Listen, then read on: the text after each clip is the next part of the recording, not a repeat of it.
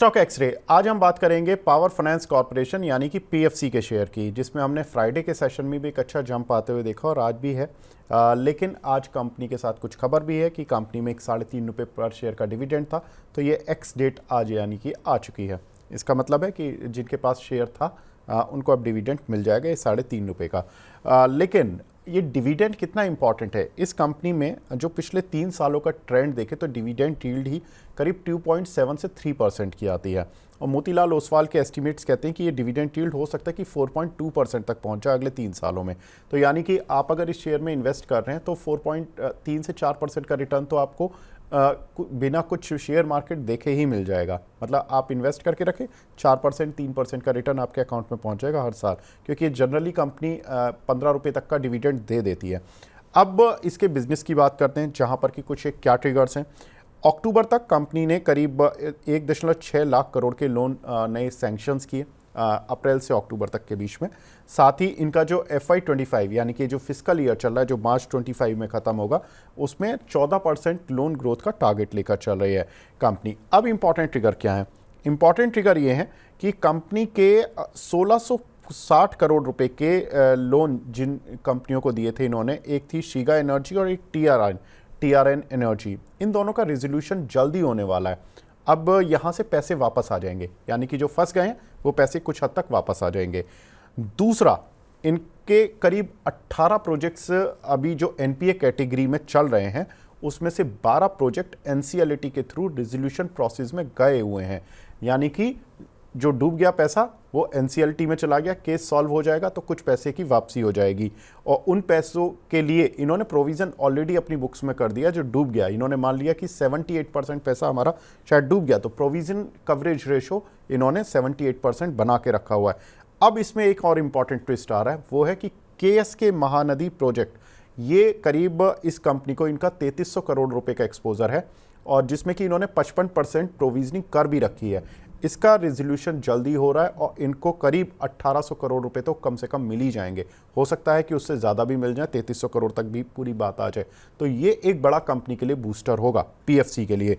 साथ ही इनके साथ जो काउंटर की पिटाई हुई थी बीच में, एक दिन ये खबर आ गई थी कि पीएफसी REC इंटरेस्टेड हैं वोडाफोन आइडिया को कर्ज देने में, जबकि इन्होंने कंपनी के मैनेजमेंट ने कह दिया हम ऐसा कुछ नहीं कर रहे, हम वोडाफोन आइडिया को कोई कर्ज वर्ज नहीं दे रहे हैं, क्योंकि ये तो पावर और इंफ्रा से जुड़ी कंपनी है, ये टेलीकॉम को कर्ज नहीं दे रही है। अब अगली उस पर चलते हैं कि कंपनी के रिजल्ट्स कैसे रहेंगे। मोतीलाल ओसवाल के एस्टिमेट्स कहते हैं कि Q3 के जो रिजल्ट्स आएंगे वो YOY तो ठीक आएंगे, लेकिन Q-on-Q हो सकता है थोड़ा सुस्त रहे, लेकिन Q4 में नतीजे ओवरऑल अच्छे देखने के लिए मिलेंगे। तो ये एक अच्छे एस्टिमेट्स हैं कि Q4 से कंपनी के नतीजे, यानी कि जो जनवरी मार्च क्वार्टर होगा वो थोड़ा इंटरेस्टिंग होगा ऑन द पॉजिटिव साइड। अब फंडामेंटल देख लेते हैं। कंपनी के लोन पर जो मौजूदा यील्ड है, यानी कि लोन देते हैं उस पर कितना रिटर्न आ जाता है इनको ऑन एन एवरेज, वो करीब 10.10% है।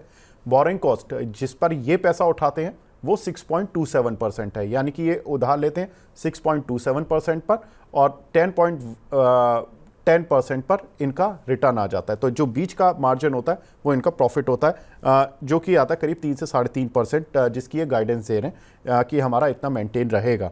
अब इनकी जो बोरोइंग है उसमें ज़्यादातर बोरोइंग तो इनकी डोमेस्टिक बॉन्ड्स के जरिए होती है, केवल 19% है जो कि इन्होंने फॉरेन करेंसी में अपनी बोरोइंग की हुई है। उसमें भी केवल 3% ही बोरोइंग ऐसी है जो कि अनहेज्ड है, यानी कि करेंसी का रिस्क जो होता है वो केवल 3% ही है। लोन बुक करीब 5 लाख करोड़ टच कर जाएगी, 4,93,000 करोड़ हो चुकी है।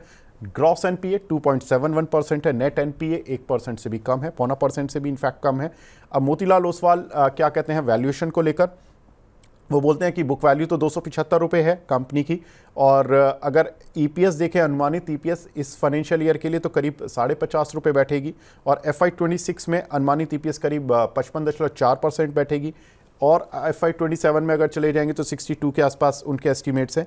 लेकिन शेयर अभी करीब 9.5 के पी मल्टीपल पर चल रहा है, तो वो कहते हैं कि इसको बाय कर चलें 560 रुपये के टारगेट्स के लिए। मोतीलाल ओसवाल की इस पर बाय रेटिंग चल रही है काउंटर पर। अंशुल जी, मैं आपकी रेटिंग जानना चाहता हूं इस काउंटर पर, क्या है आपकी रेटिंग? देखिए, ट्रिगर सारे आप पॉजिटिव दे रहे हैं, लेकिन पता नहीं चार्ट नहीं सही लग रहा है। और जब तक चार्ट सही नहीं हो तब तक मेरा हमेशा एक ही सवाल होता है कि अगर सारी चीजें इतनी अच्छी हैं तो चार्ट क्यों नहीं अच्छा है। चार्ट तभी अच्छा होगा जब इस काउंटर में, मतलब अभी बहुत समय लगेगा। आज भी आप देखिए गैप अप खुला, फिजल आउट होकर डे लो के आसपास ट्रेड कर रहा है। कैंडल की बात करें तो शूटिंग स्टार, एटलीस्ट अभी तक जो फॉर्म हो रही है वो शूटिंग स्टार है। वो जनरली पुल बैक के टॉप पे फॉर्म होती है, तो मुझे 390 रुपये आते हुए दिख रहा है। और 390 तोड़ता है तो फिर टारगेट डाउनवर्ड रिवाइज करेंगे। फिलहाल मैं आज की मॉर्निंग सेशन में भी मैं सेल ऑन राइस वाला ही व्यू ले रहा हूँ। आपको बेच के चलना चाहिए, नीचे में 390 रुपये मिलेगा। आइडियल लेवल थे आज सुबह मॉर्निंग में बेचने के, बिल्कुल रेजिस्टेंस पे खुला था। 510 520 रेजिस्टेंस जोन थी, लगभग वहीं खुला था, 505 के आसपास हाई बना है।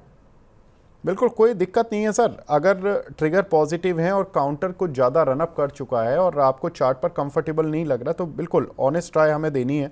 और मैं इस शेयर के बारे में भी बता दूं, ये काउंटर करीब करीब 2022 तक ये 125-30 रुपये चलता था, तो एक एक्सेप्शनल रन इस काउंटर ने पूरा किया, जो कि इसको 570-80 तक लेकर गया। और अभी भी जो इसके साथ जो आप कह रहे हैं कि अभी इस काउंटर पर उतना आपको रनअप नहीं दिख रहा, तो Q3 के रिजल्ट्स भी वेट कर लेते हैं, क्योंकि मोतीलाल ओसवाल की भी रिपोर्ट ये बोलती है कि Q3 के रिजल्ट थोड़े सॉफ्ट रह सकते हैं।